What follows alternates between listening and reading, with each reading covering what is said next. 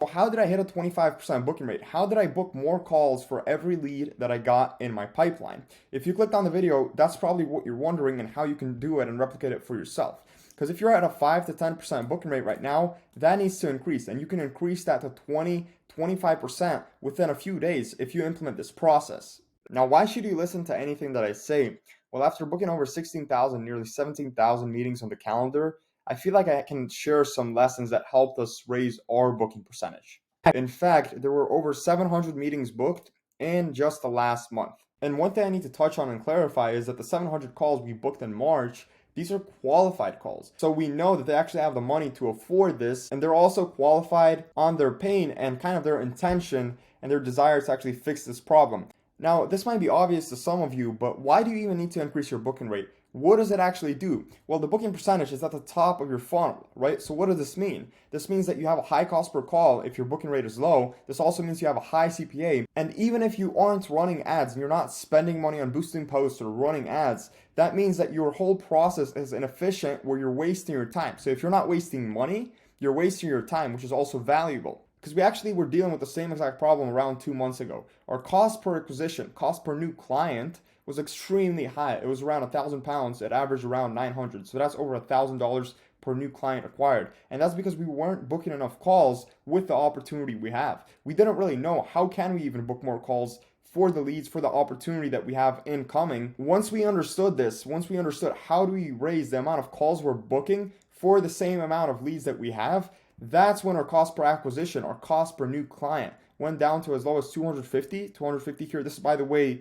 the first week of April of this month. Hopefully you're seeing this video in April of 2024.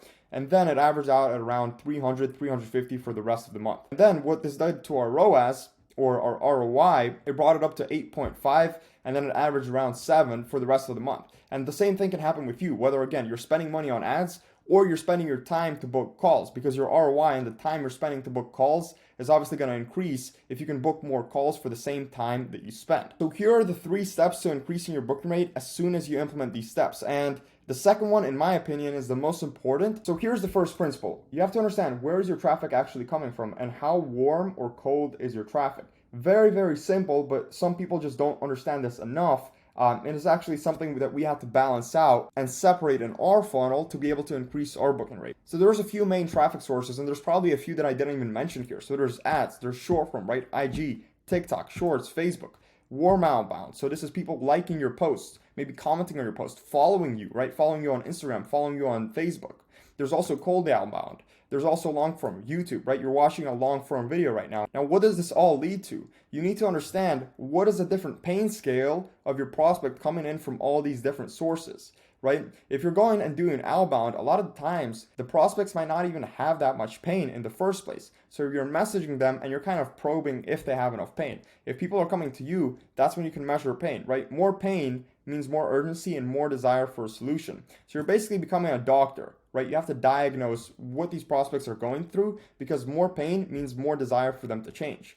Doctors have a rating system, 1 through 10, right? When you go to the hospital, when you go to a medical facility, they're going to ask you, how bad is your pain? 1 through 10. You need to do the same to measure what makes someone qualified, what makes someone unqualified, and use different messaging structures, structure your messaging differently for every type of qualification. So understanding how much pain on this scale they're at is going to help you understand how much rapport you actually have to build, and then it's going to help you understand if you need to use close-ended questions to build a rapport, or if this lead is, again, warm enough where they're in enough pain, they realize they're not in denial, they realize they're in pain, and they realize they need a solution, right? You need to understand what tier of the market the lead is in. With this, with the source that the lead is coming from, you also need to understand if you need to pre-sell and warm up the lead with assets made to help them, or if they're already pre-sold. Again, if it's a cold lead or even warm outbound, these people barely know you. So you need to warm them up with long form assets where they can start trusting you more and start trusting the things you're actually saying because they make sense, just like this makes sense. Your call always needs to be positioned as an offer that the lead cannot refuse.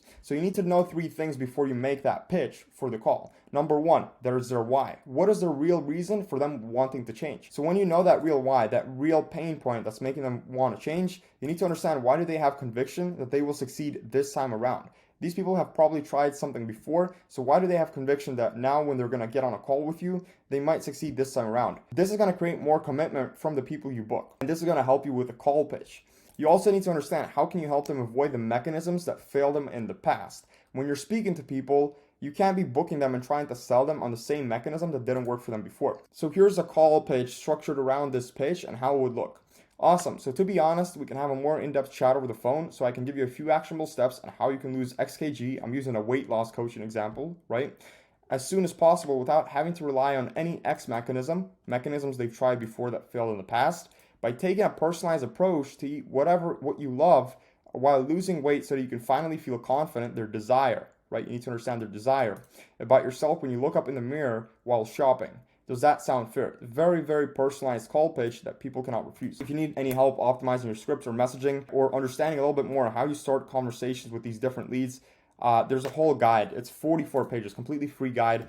I made on this pretty recently, and there's also kind of video masterclasses going over this guide and how you can actually write these sort of scripts. And once you understand this is going to help you create enough pain in the prospect's eyes and make them feel enough pain in a good way, right? Pain of change, where the pain is going to outweigh their inaction, right? The pain outweighs inactions, and you pitch the call, and now they have action on this side. Action outweighs inaction when they feel enough pain. So now they want to change and they book that call with you. Now, once this is done, this is how you scale the process. The number one thing that prevents people from scaling this process is the lack of control over their process when they're scaling with setters, when they're scaling with VAs, a sales team, and trying to actually outsource some of this stuff and these chats. And that's what drops and plummets their booking rate. You need to understand, how do you actually control the process? For us, we control the process with having exact scripts and exact frameworks. It's better to say frameworks than scripts that the setters can follow, because a script can be a little bit too tough. Sometimes it's not going to fit in with what the person says, but a framework should always fit in different scenarios. For every objection, you should have a way to combat that objection in the best way possible that the setter can use, right? So common prospects, objections, and questions they had with this specific offer was, I'm not interested. How much do you charge? I worked with coaches in the past and it didn't go well. I think I'll do just fine on my own, right? All these objections come up when you're trying to sell something. And if you're trying to scale the process, again, with setters or VAs, you need to have that control over them. Another thing you can have is the entire process laid out. So for example, here with the client where we book 700 calls a month, we have all of our scripts. This is what the setters follow. They follow the process to a T, and it works because we can control it. Obviously, the process has to be very dynamic. You can't have just one script and expect it to work for every different scenario. That's unfortunately not how it works. Now, speaking of setters, this comes down to actually not having just setters, or specifically text setters. This is what changed the game for us. It was one of the most important changes we made, and it took our booking percentage from an average of 14 to 15% to about 24, 25% as we're getting it this month. That's what dropped our CPA, right? It dropped our cost per acquisition. That's what dropped our cost per call, and in the process raised our ROI. Now, how is a hybrid setter different from a text setter? Well, text setters, it's pretty obvious. They just text. A hybrid setter can call and text. If you're hiring a hybrid setter, very important to keep in mind that they cannot have an accent, because if they're calling people, they need to be good at phone settings. So they need to have phone calling experience. They need to have their tone down, because if you have a text setter right now who's never really had, phone calling experience, or if you have a VA, most of the time, 99% of the time actually, it won't really work out, because it's the text setting. While it does translate on paper, it doesn't really translate with their tone, right? So that's what creates the implication where you need to hire a new setter who can do both, had experience with both, or you just need two setters, one a phone setter, one a text setter. So the phone setter, if appropriate, calls the lead on opt-in. When the lead opts in, when the lead messages you, when the lead likes your comment, right? We went over the different ways of getting leads. You might be having any of these here, right? Wherever the lead comes from, phone setter calls them if it's appropriate. And it's appropriate to call in multiple scenarios. We actually call people on Facebook and Instagram. Most coaches, consultants, people trying to sell a service, they're always going to be texting you on those platforms. So what happens when you actually call someone on Facebook, Instagram, any of the social platforms? You interrupt the pattern, because you have to understand, how many times have you received text messages from random people? How many times have you received text messages from your appointments that you've booked? So people are just getting jaded to the text messages. But when they get a call from a real person, they're on a call with a real person on the phone, it makes it a lot harder for them to slip away, for them to ghost you, and it makes the process, the conversion process, a lot faster. Because if you're using text setters right now, or you're just text setting, whether it's, again, on any platform, social platforms, CRMs, what happens is you have a very long sales process. Because let's be honest with each other, most people, when you're texting them, they're going to take from 1, 2, 3, 4, 5 days to convert, right? Until you have enough pain built up in the conversation to pitch that call. With a phone setter, you do it in 15 minutes because you're getting them on a live call them, pitch them, get them on a call. That's why we started calling people right on opt-in and when we have new leads. Right? If the call doesn't go live with the phone setter, that's when the text setter takes over. And if you have a hybrid setter, well, they're going to do both. They're going to call the lead. Obviously, if the lead doesn't pick up, they're going to text them. If the lead responds through text, they're going to try and set them through text, or they can give them a call. If the lead responds through phone, they're going to book them over the phone call, right? If they get booked, great. If they don't get booked, then they go through a phone call plus text message follow-up sequence. And this is, by the way, the most common mistake that I'm noticing in all these companies of why you have a low ROI and why you have a low booking percentage, as well as why your cost per call is so high. And it's because you're just leaving leads on the table, especially if you're running ads. You're leaving leads behind. So you need a rigorous follow-up sequence. This also applies if you're just doing cold outbound. Just to give you some stats from my head, we get 30% reply rates on the first day, in the first 24 hours of the lead opting in. After 7 days of follow-up, right, our reply rate shoots up to 75%. That's pretty big. So that's the same thing that happens for you when you have a rigorous follow-up cycle, right? Number one, how do you actually create these follow-up sequences and how do you run them consistently and how do you systemize them? You use VA plus setters, and by setters I mean hybrid setters or phone setters plus text setters if you cannot find a hybrid setter, or you use automation plus setters. If you're not sure how to hire A-play setters that actually perform, this includes hybrid setters, or if you're not sure how to hire VAs, I did make 2 videos on this. We have 6 different sequences at this point. There's a few more smaller ones, but here are the main ones. We have a new convo follow-up. This is a lead that opts in. This is, by the way, automated, right? So if you cannot automate this, if you're not using a CRM, I suggest you start using a CRM, but if you're not, you can use a VA for this and they can do a great job as well. If a lead opts in, if a lead comes in, comments on a post, we send them a message, but they never message us back. They get put into this automated follow-up. This sends them automated text on autopilot and also emails them while the phone setter is calling them every single day to try and get them on the phone and booked onto the call. Then we have the mid-convo follow-up. What does this mean? This means that if the lead ghosts us mid-conversation at any point in the conversation, same exact process. 3 to 5 day sequence, automation text, emails, phone setter calls. Same process with time offered, no booking. Same process with canceled and missed calls, right? So if someone no-shows, we do this. If someone cancels a call, we do this. We need to get them booked in and squeeze the most out of all the leads we have, right? Make the most out of the leads we're getting. Now, this is great, but this is also where most companies, even the ones doing well and having high booking rates, stop. They stop at this, right? They do these follow-ups and then they're done.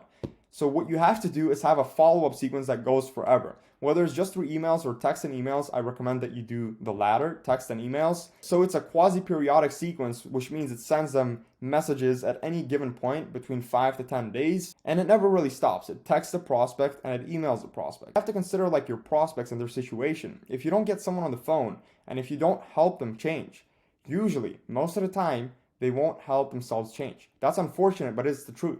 And now you might think that we stop here, but we don't.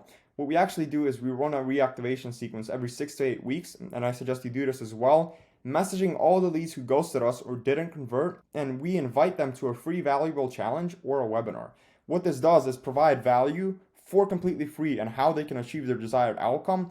And again, it's like a webinar or a challenge, so obviously it does a good job converting them. So this is the process. Now, when you do need help setting up a process like we covered today from scratch and you want to get your booking rate to 25%, book a call with me below. Now, if you want any of the docs here and the resources like the reply deck or the 44-page setters training that there's also a masterclass on, join the school. It's linked below. I'm planning on running some calls in that school and answering all your questions related to acquisition. It's completely free, at least for now, so join in. I'm looking forward to seeing you there.